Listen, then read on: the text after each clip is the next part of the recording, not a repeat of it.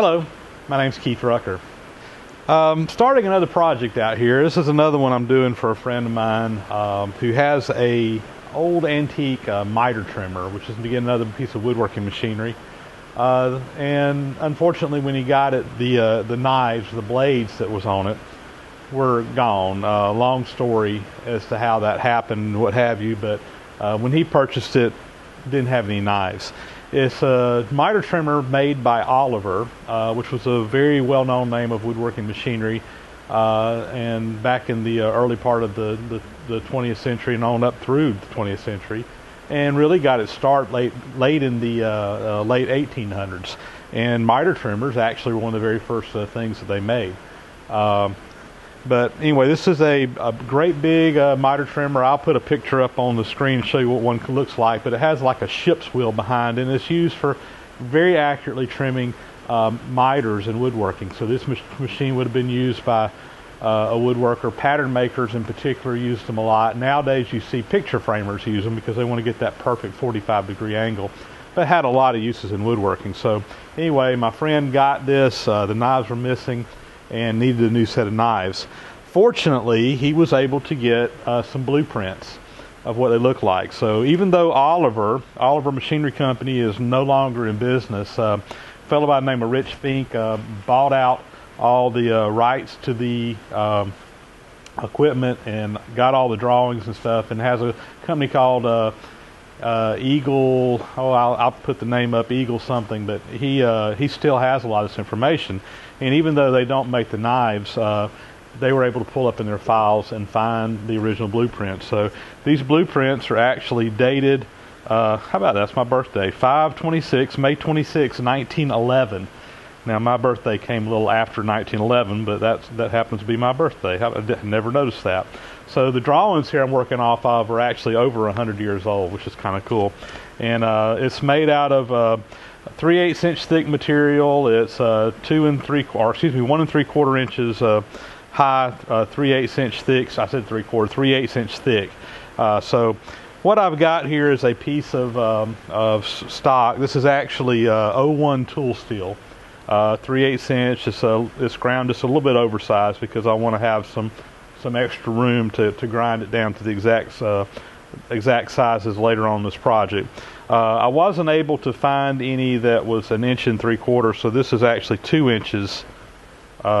Excuse me, I'm giving you the wrong. It's 2 3/4 inches high, so this is 3 inches high, or wide, I guess you'd say. So anyway, I got the tool steel here, and I have come in and I want to lay everything out on here because I need to come in and just kind of rough out these pieces. And my plan is to use the bandsaw to kind of get the pieces roughed out. I have just put some Dychem on here, so this is just a liquid Dychem.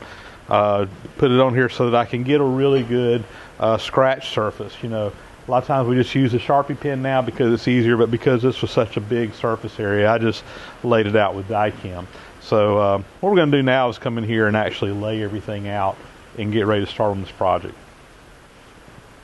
So here you can see the blueprints, and there's two knives. They're basically mirror images of one another. One is facing one way, one is facing the other, but they're basically mirror images. So for cutting the metal out, instead of cutting one out this way and one out the other way, I'm going to cut out basically two of them identically, and then we'll flip one over when we actually start. So let me zoom in here a little bit closer so you can see what we're working with, and I'll tell you a couple of the challenges that we're going to have, or I've worked through here to get this laid out. Alright, so if you look on here, you know, it tells us that we've got a 45-degree angle here. It tells us the length of this edge here, 2.0847 inches. And then once you get to this point, the knife is 8.5 inches long, and you got another 45-degree angle coming up from the back. So, you know, I want to lay this out to cut out, but the first thing I noticed that the drawing doesn't tell me is what is the distance from this corner to this corner straight down, because I'm going to be working off the edge of my piece of metal, and obviously I don't want to lose this extra material up here from just a 45-degree angle. I want to be able to figure out about how wide that is. So what I've done is I've just come in here and did some basic math to determine this. So, basically I'm just using good old-fashioned high school trigonometry of working with a triangle. So, I've got a right triangle here, 45 degrees on each side. I know the length of the hypotenuse, the long edge here, which is 2.847. I know that this is 90 degrees and this is 45 degrees, and obviously the part is over here, but I know that just from the angles that's on the drawing. And what I really want to know is the length of this X down here, this bottom side. So I remembered again from my high school math, trigonometry, geometry, or what have you, that I could solve this just using some simple mathematics. Problem is that, like most people, if you don't use this stuff every day, you tend to forget it. But no big deal. We've talked before about the Machinery's Handbook, which I keep a copy of out here. So I've got a copy of my Machinery's Handbook, and if you open it up in the front part of the book, it actually has a lot of information in here on math used by machinists, and it has a lot of the trigonometry tables. So I was able to go in here and find this. I've got a right triangle here, and it gives me the equation I need to know. So I'll just use this here. It's a little bit easier to see. So I know my A angle is 90 degrees. My B and C angles, that's the big A, big B, little b, that's 45 and 45. I know if you look at when you're doing this, you look at the side as opposite of the angle you're working with. So opposite of the 90 degree is my little a side. I know that's 2.0847. And so I was able to come up with this equation. C, which is what I'm solving for here, equals A, this length here, times the sine of the angle C, which is this angle up here.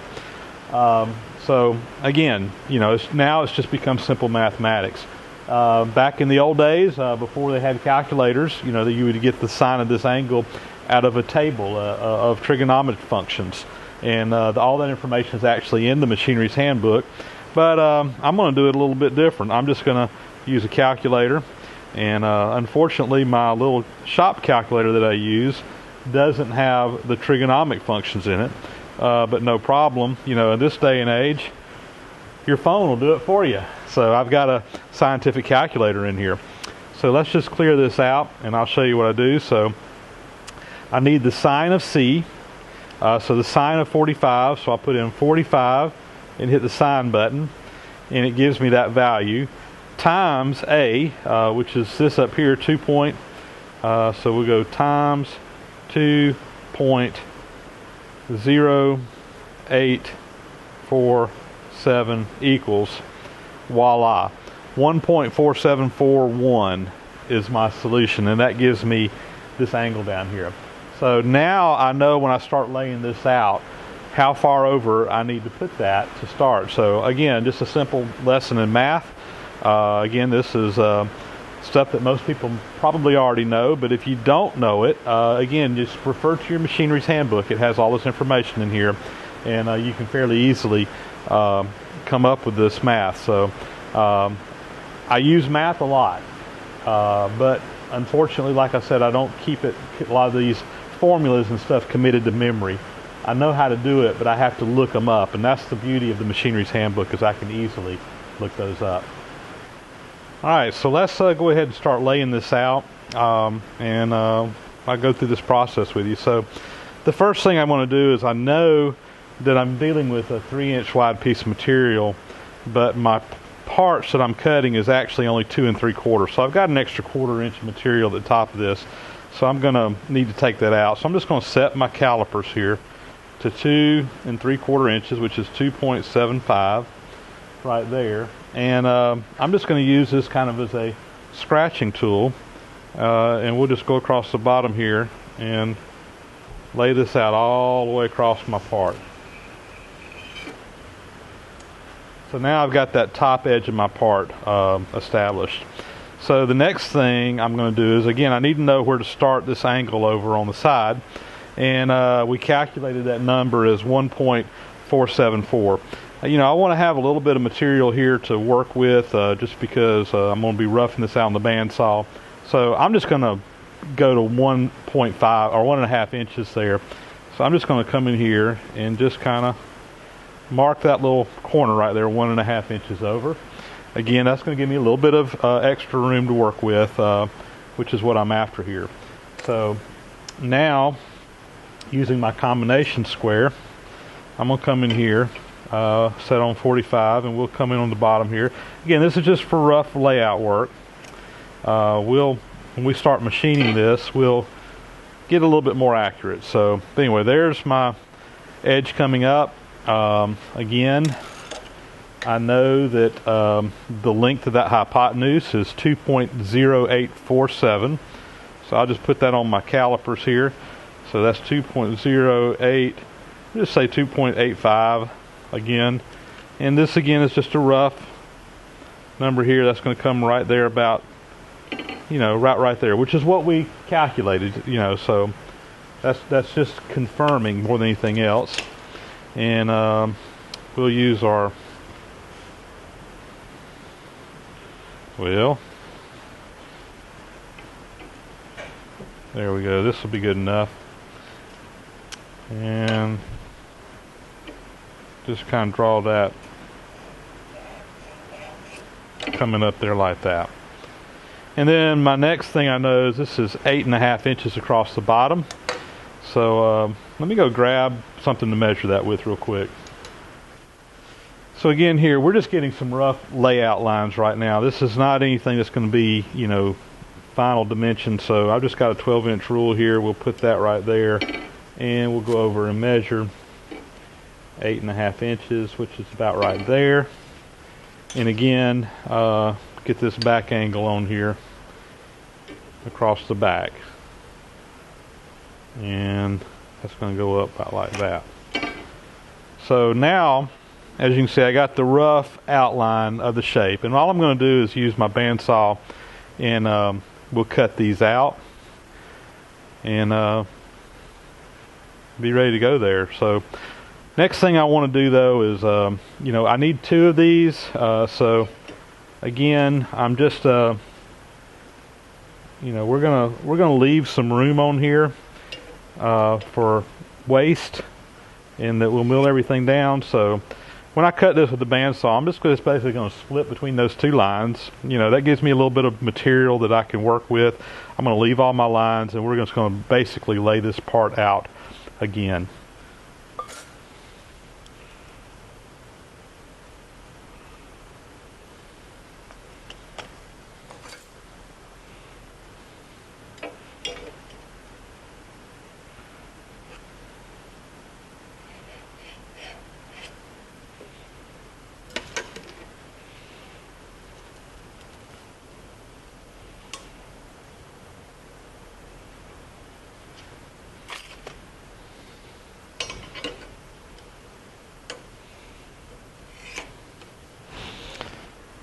All right, so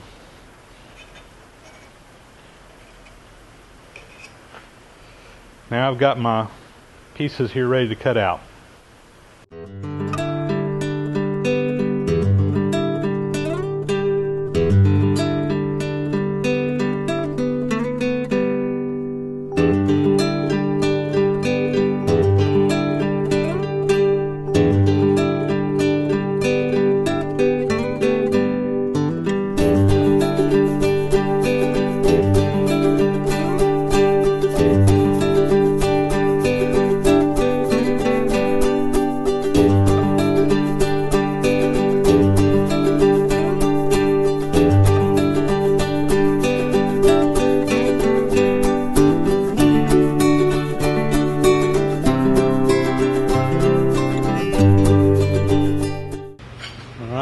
We got 2 blanks ready to start working with. Now that I've got these blanks cut out here on the bandsaw, just rough the shape, now we're going to start actually cutting them to dimension. And the first thing I'm going to do is we've got about 1/4 of an inch on our width here, that extra. You can see the line here, that's where it needs to be. This tool steel that I bought was 3 inches wide. The knives need to be 2 3/4 inches wide. So I've got these just chucked up or in the vise here. I just clamped them in here both together. I'm just going to do both of these at the same time, and we'll come in here and we'll take a 1/4 inch off. I just got a fly cutter here, insertable fly cutter, and we'll get started.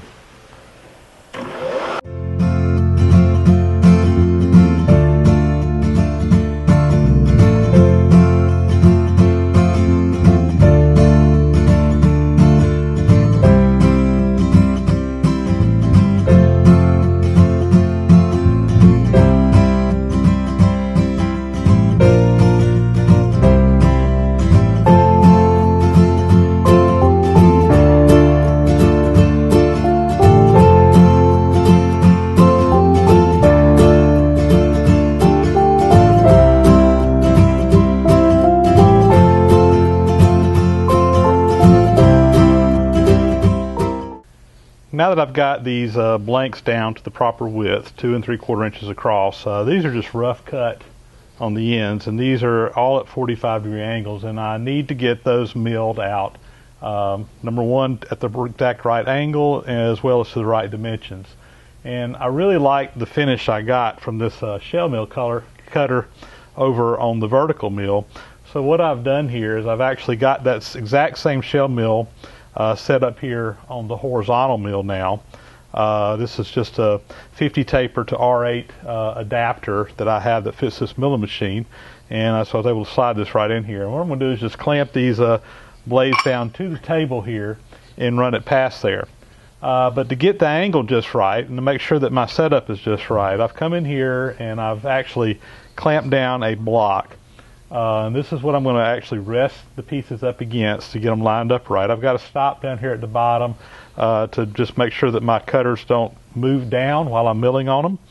And I'm just going to use some toe clamps and clamp them down right here on the table and run them by there. And then I'll be actually cutting it just like I would be on the vertical mill. To do that on the vertical mill, I'd have to set these up in my vise kind of like this.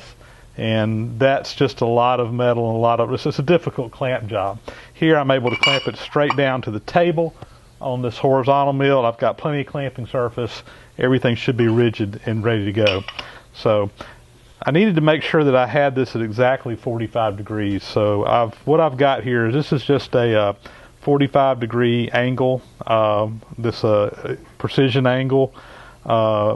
And I've got it basically just butted up against the back side of this, and I've got my indicator on it, and I've got this tuned in, and I'll show you on the indicator. So let me fire this machine up. It's easier to do this with the auto feed. So that's let's make sure that's right on 0 there, and we'll just move the table across. And you know, I might have lost a 1/2 thousandth in there, which I think is going to be just fine for the job I got here. So I'm happy with that. This is set up to 45 degrees. We're going to go ahead and toe clamp these in place, and I think we'll be ready to go start milling these. All right, we're set up now to get this cut done. So again, just to give you an idea of what we got. So we're running the cutter head at 322 RPMs, and this is just the same shell mill that we were using over on the horizontal mill. This is a R8 collet here that fits up into a 50 taper on my horizontal mill. So it's a little adapter to use R8 collet. I've got a mister going here. This is giving me a little bit of coolant to keep everything good and cool. And I'm going to take about a 50,000th cut. We'll feed the table in, and we've got the feed set on 2 1/8 inches per minute. So let's dial in 50 thousandths here. 10, 20, 30, 40, 50 thousandths, and engage the feed.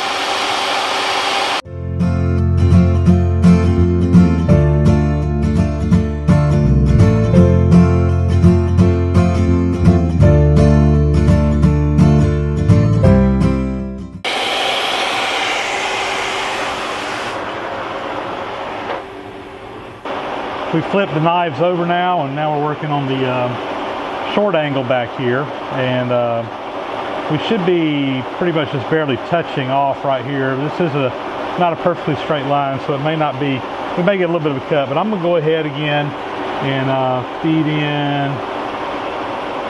I'll tell you, we're going to feed in about 30 thousandths, and I'm going to get a measurement, and we'll go from there to make our final cut. Let's get some coolant going.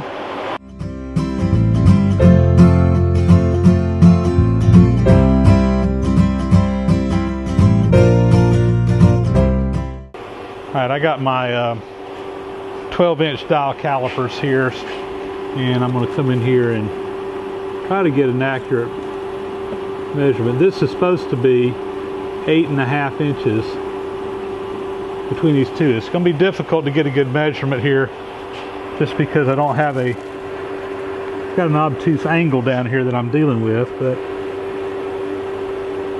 I don't think this has to be just exactly perfect, so we can get it real close.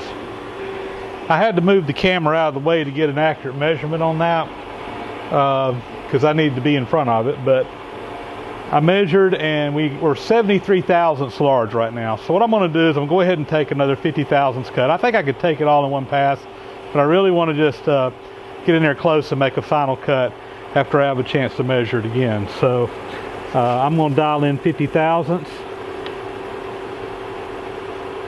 10, 15, 20, 25, 30, 35, 40, 45, 50 right there. And coolant.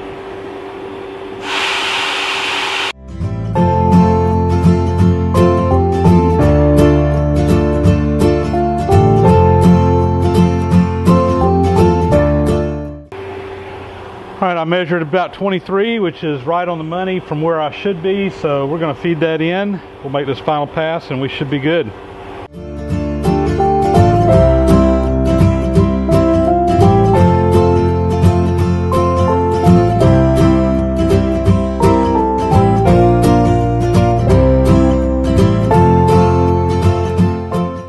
We're down to the last cut here on the back side of this, so this is again will be a 45-degree angle, or 90 degrees to this other one, but 45 to the knife. And just got to get it down. This is going to be a really tough one to get a measurement on. I've got a line strapped in there, and we'll get that cut to the line.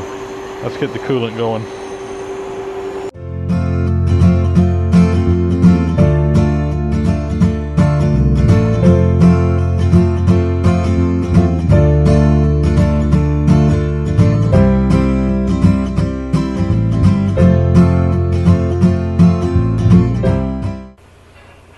All right, we're finally to the point now where we're ready to go ahead and punch these holes in here. So I've got this laid out again just so I can verify where I'm at, and I know where my 4 holes should be. And I've laid all this out ahead of time on the die cam, and I'm using my DRO and finding the edge. I'm also finding it electronically, but I'm verifying my points because I really don't want to mess this up. So I got everything laid out to look at here. So we'll go ahead and hit this with a center drill, and then we'll drill these to 30 seconds, which is just a little over 3/8, and then we'll countersink these for the machine screws. So let's go.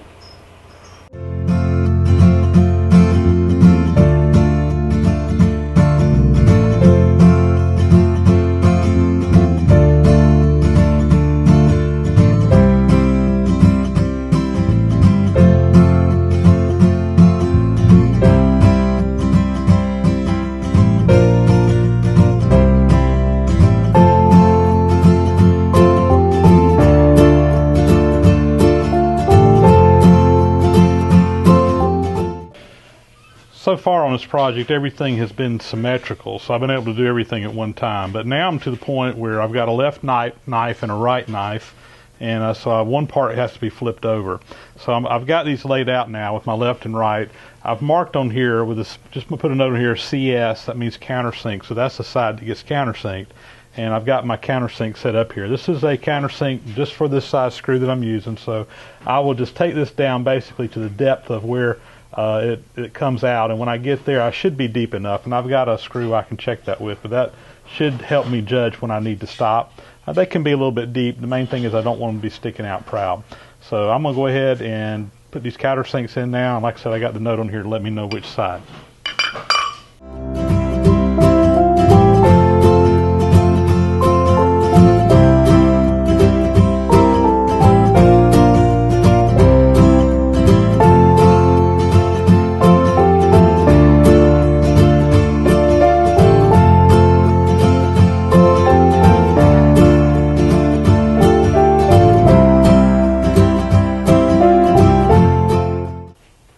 getting into the short rows on this project.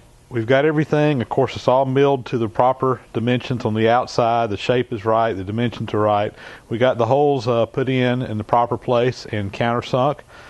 So the only thing that's left to do is actually to rough mill in the blade edge, the actual edge on these knives. So that blade will actually be on the back side, so it'll come in on this side here, and according to the drawing it's at 26 degrees.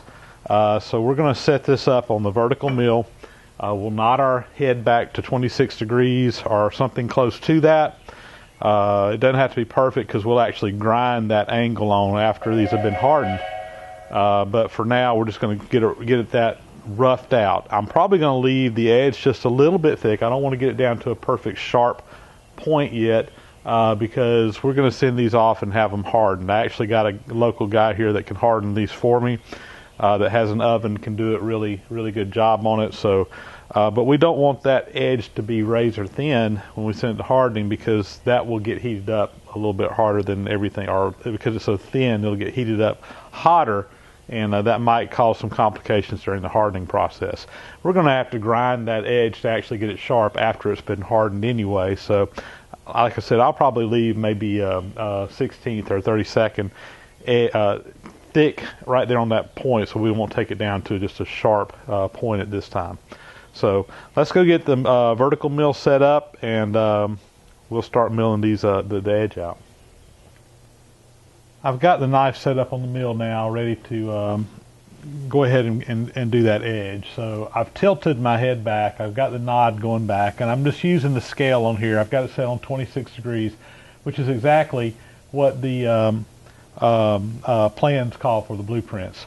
So again, this scale is not going to be perfect, but we're just getting a rough edge on this at this point. Right now, all we're trying to do is get a rough edge.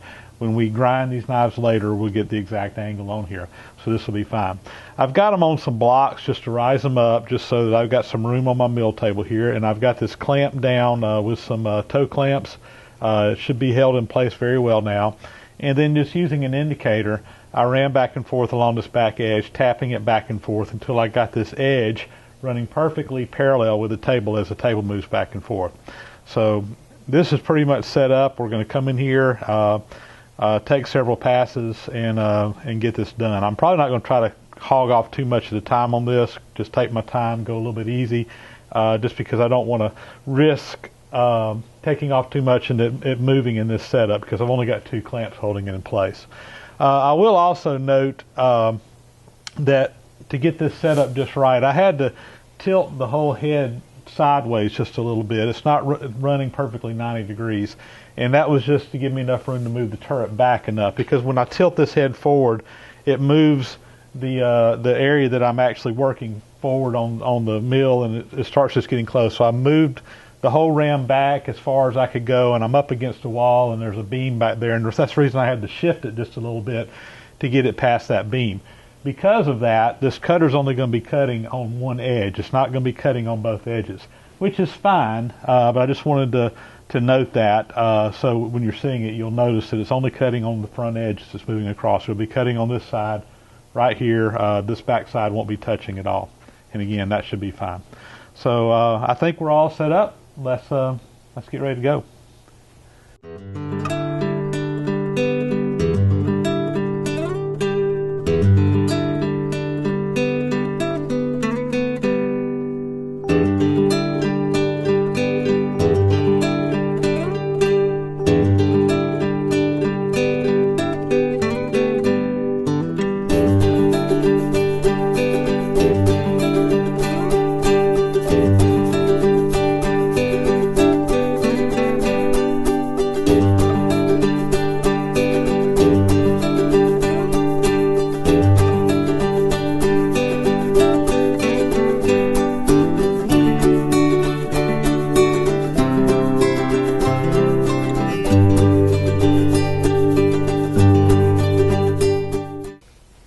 So there we go.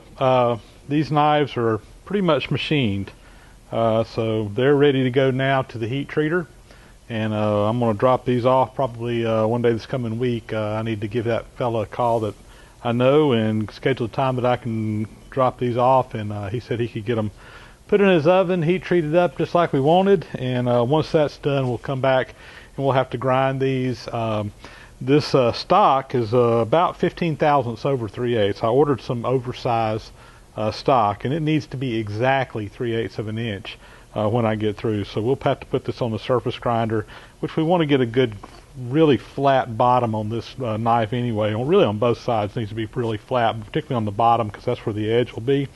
And once we get these ground, then I will send them off and have them sharpened. I got another friend that does a real good job of sharpening, so I'll probably send these to him, and they'll be ready to go back on Carl's machine. So there you go. Knives for an Oliver miter trimmer. Thank you for watching, and thank you for subscribing.